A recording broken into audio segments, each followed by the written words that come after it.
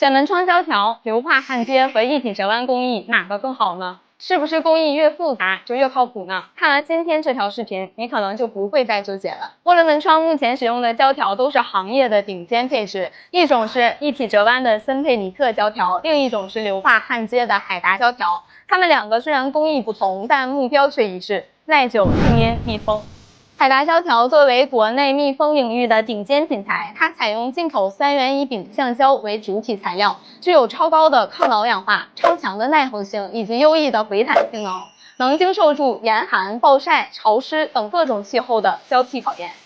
脚部采用微波流化焊接一次成型工艺，将4个脚部连接在90度的专用模具，并注入原胶开始热熔，待时间完成，脚部就已经全部粘合。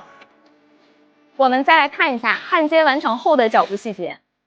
脚部细节平整，没有缝隙接头，后期嵌入到我们矿体四周也会紧密贴合，实现完美密封。我们再来说说我身后这些森佩里特胶条。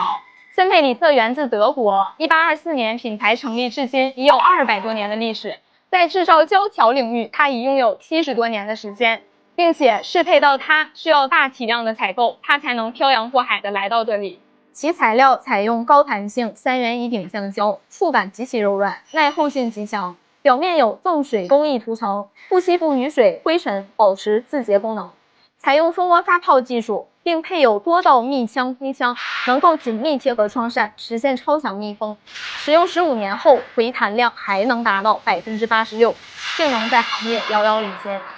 安装时用滚轮挤压的方式将胶条嵌入四周脚部使用专用固定卡钳定位，并且脚部要全部注胶进行密封。其实这2种工艺都是目前成熟的高端密封方案，没有绝对的好坏，只有适不适合，关键还要看胶条的品质，再加上安装细节的把控。不是所有一体折弯工艺的胶条都拥有森佩里特的性能，也不是所有焊接工艺都能用到好品质的胶条。先看品质工艺，再选到适合你的性价比。感谢观看。